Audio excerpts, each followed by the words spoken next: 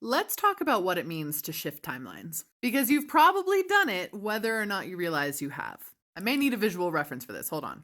Okay, we're going to use my Crystalpedia book as a visual aid for this demonstration, and hopefully it's going to make a good amount of sense. All of these individual pages are a timeline. And let's say right now you're living on this one, this timeline page. And it's not so much that we're living on the front of the page and doing all the stuff and the information. It's more think about it like we're walking on the edge, like it's an actual line. Okay? I almost got a paper cut. Now we're moving and grooving on our little line here, and then all of a sudden we pop over to this one. Like it touches and then moves over, and now we're living on this timeline, which is not necessarily super different. Both these pages look really, really the same, but one is slightly different than the one next to it. Make sense so far?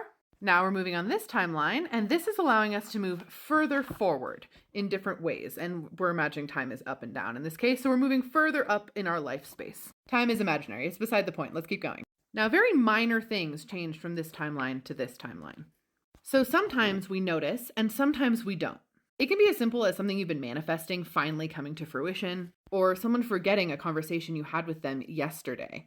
Or finding something you lost in the exact place you knew you set it down, even though it's been lost for 2 weeks. It can do a whole bunch of stuff.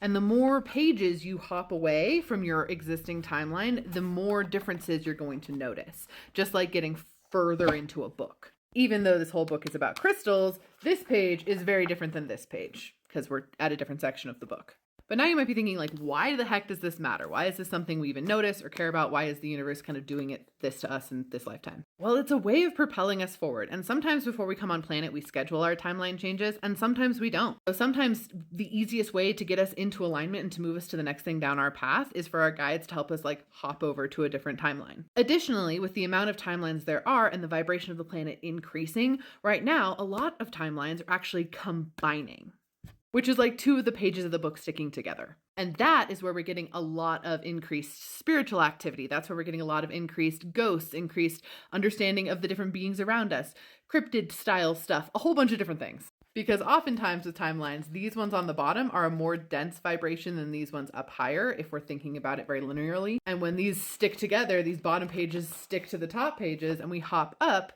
things change for us very, very fast. And that's oftentimes a spiritual awakening. It's a big, complicated topic that I just covered in like 2 minutes and 30 seconds. So obviously that's not exactly it, but that is as easy as I can simplify it for everybody. Hopefully that helps.